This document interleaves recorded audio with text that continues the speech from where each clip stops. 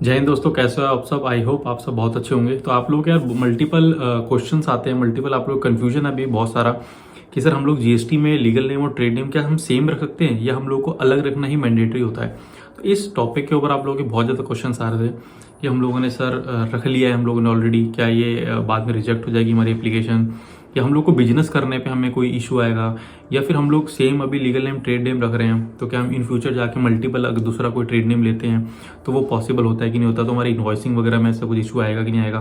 तो आप लोग ये बहुत सारे क्वेश्चन आ रहे थे जीएसटी के लिए कि लीगल नेम और ट्रेड नेम को लेके। तो आप लोग क्या जितने भी डाउट्स थे वो सारे क्लियर करने वाले इस वीडियो में, तो वीडियो को पूरा देखना है एंड तक, कोई भी इसका जो पार्ट है वो मिस स्किप नहीं करना है, क्योंकि बहुत ही जो ये वीडियो है बहुत ही इन्फॉर्मेशन वाली होने वाली है। और आप लोगों के लिए जानना बहुत जरूरी है कि जीएसटी में जब आप लोग जीएसटी सर्टिफिकेट बनवाते हो तो उसमें लीगल नेम और ट्रेड नेम आप लोग सेम रख सकते हो, ये अलग अलग रखना ही मैंडेटरी होता है। तो चलिए तो शुरू करते हैं इस वीडियो को। देखिए मल्टीपल टाइप की कंपनी होती है। सबसे पहले तो आप लोगों को ये जानना जरूरी होता है कि जैसे प्रोप्राइटरशिप फर्म हो गई, प्राइवेट लिमिटेड फर्म हो गई, एलएलपी फर्म्स हो गई, ठीक है ना, लिमिटेड कंपनीज होती हैं। तो ऐसे बहुत सारी कंपनीज के टाइप्स होते हैं।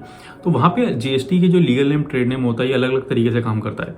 अब देखिए जब हम सबसे पहले बात करते हैं प्रोप्राइटरशिप फर्म की, प्रोप्राइटरशिप फर्म में आप लोगों का जो लीगल नेम और ट्रेड नेम होता है हमेशा अलग होता है। आप लोग उसको सेम नहीं रखिए। जैसे कि आप लोगों के कंपनी का नाम हो गया एक में, और जो लीगल नेम होता है आप लोगों का हमेशा मतलब आपकी कंपनी का नाम होता है और ट्रेड नेम में आपका प्रोप्राइटर का नाम भी आ जाता है। तो ये कुछ डिफरेंस होता है जब प्रोप्राइटरशिप फर्म खोलते हैं उसका जब जीएसटी लेते हैं। सेकंड बात आती है हमारी प्राइवेट लिमिटेड फर्म की। प्राइवेट लिमिटेड फर्म में क्या होता है कि आप लोग लीगल नेम और ट्रेड नेम सेम भी रख सकते हो और अलग अलग भी रख सकते हो। बट देखिए जब गवर्नमेंट ने आप लोगों को दो ऑप्शन दिए हैं कि लीगल नेम आप लोगों को एक रखना है और एक ट्रेड नेम रखना होता है। अब यहाँ पे आप लोग को जो मैं सजेस्ट करता हूँ, देखिए हमेशा कि आप लोग जब डिपार्टमेंट ने आप लोगों को दो ऑप्शन दिए तो हमेशा वो अलग अलग किसी मोटो के लिए मतलब किसी अलग पर्पस के लिए दिए होंगे। तो लीगल नेम हमेशा एक आता है कंपनी का लीगल नेम, जिसमें आप लोग की कंपनी के इन्वॉइसेस वगैरह रिलीज होते हैं, ठीक है, जितने भी लीगल नाम होते हैं, सर्टिफिकेट इनकॉर्पोरेशन होता है और बाकी भी जीएसटी पैन नंबर, ठीक है, बाकी जितने डॉक्यूमेंट होते हैं वहाँ लीगल नेम आप लोग का प्रिंट होता है। ट्रेड नेम वहाँ पे कभी प्रिंट नहीं होगा। अब ट्रेड नेम क्या होता है, देखिए नाम से समझ में आता है आप लोगों को ट्रेड नेम कि आप लोग किसी भी प्रोडक्ट का जब ट्रेड करते हो उसके लिए ट्रेड नेम बनाया गया है कि आप लोग उस पर्टिकुलर कैटेगरी के लिए आप लोग एक ट्रेड नेम लीजिए और उसी से आप लोग अपने प्रोडक्ट को सेल कीजिए, जब भी आप बेचना चाह रहे हो या कोई भी उसकी मार्केटिंग करना चाह रहे हो तो उसी नाम से आप लोग को वो मतलब यूज़ करना है। जैसे नहीं होता है कि यार इसको आप लोग अलग अलग ही रखिए, क्योंकि होता क्या है ना, जैसे अभी आपकी कंपनी है, सपोज कीजिए आपकी आईटी फर्म है और आप लोग लीगल नेम और ट्रेड नेम आप लोग एक ही रख लेते हो। सपोज कीजिए एक ही रखते हो, लीगल नेम रख लिया आप लोगों ने अपनी कंपनी का और एक आप लोगों ने ट्रेड नेम रख लिया क्योंकि आईटी इंडस्ट्री थी कि आप लोग हमेशा आईटी इंडस्ट्री में ही काम कर रहे हो। बट जब आप लोग क्या करोगे ना, आप देखिए वो कंपनी होगी आईटी से रिलेटेड जहाँ पे आप लोगों का लीगल नेम और ट्रेड नेम सेम हो गया।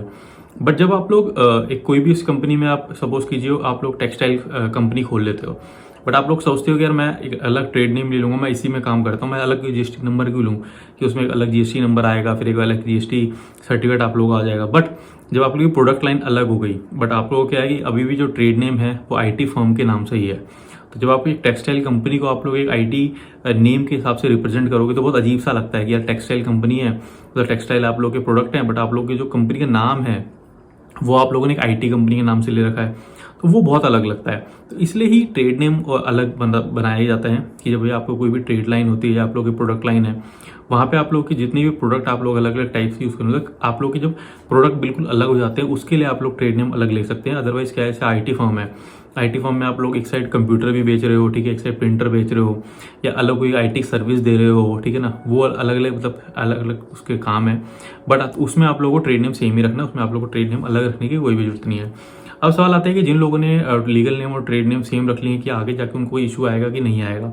देखिए इशू कभी नहीं आता है, बट ये मतलब दो लोगों के बीच की अंडरस्टैंडिंग है यार कि जैसे सपोज कीजिए मैं आपकी कंपनी को प्रोडक्ट परचेज करने आ रहा हूँ तो मैं भी मतलब जो आपकी कंपनी का नाम है तो उसी से मैं आपको एक अच्छा सिंबल जाता है कि नहीं यार इस कंपनी का जो प्रोडक्ट है और वो कंपनी का नाम है वो सेम सा लग रहा है, या बिल्कुल ही अलग होगा तो एक बार पढ़ने में या उसको यूज़ करने में बहुत अलग सा फील होता है। तो इसलिए आप लोग मैं सजेस्ट करता हूँ कि ट्रेड नेम आप लोग अपनी कंपनी के हिसाब से रखिए, जो भी आप लोग की प्रोडक्ट लाइन है उसी हिसाब से रखिए, या सेम रख भी लिया है तो आप लोग चेंज भी कर सकते हैं। ऐसा नहीं कि ये मैन टू मैन या लोग पर्सन टू पर्सन डिपेंड करता है कि वो किस तरह से ले रहे हैं। सेम रखोगे तो भी कोई इशू नहीं है, अलग ले लिया तो भी कोई इशू नहीं है।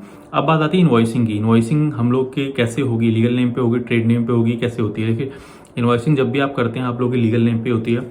अगर आपकी कंपनी का एक लीगल नेम है और आप लोगों के सपोज कि 10 ट्रेड नेम है, तो आप लोगों की हमेशा जो कंपनी का जो इन्वॉइसिंग रेज होती है वो हमेशा लीगल नेम से ही होगी, वो ट्रेड नेम से कभी नहीं होती है। जो भी आप लोग का इन्वॉइसिंग का जीएसटी नंबर होगा, जो भी होगा वो फर्स्ट सर्टिफिकेट पे जो आप लोग का जीएसटी नंबर होता है और लीगल नेम होता है उसी पे इन्वॉइसिंग रेज होती है। तो इसमें कोई भी आप लोग कन्फ्यूजन नहीं होना चाहिए कि आप लोग ट्रेड नेम पे इन्वॉइसिंग करेंगे या फिर आप लोग लीगल नेम पे करेंगे। तो आई होप आप लोग के कुछ कुछ जो डाउट्स थे लीगल नेम और ट्रेड नेम को लेके वो क्लियर हुए होंगे कि हम लोग सेम रख सकते हैं कि नहीं रख सकते हैं। इन केस फिर भी कोई आप लोग के मन में कोई डाउट है, आप लोग मुझे कमेंट कर सकते हैं। आप लोगों को ट्रेड नेम लीगल नेम में कोई भी इशू है तो आप लोग मुझे बताते। आई होप आप लोग को ये इन्फॉर्मेशन समझ में आई होगी। इनकेस कोई भी डाउट है आप लोग मुझे कमेंट कर सकते हैं। तो मिलेंगे मेरे नेक्स्ट वीडियो में किसी नए टॉपिक के साथ। तब तक स्टे सेफ, टेक केयर।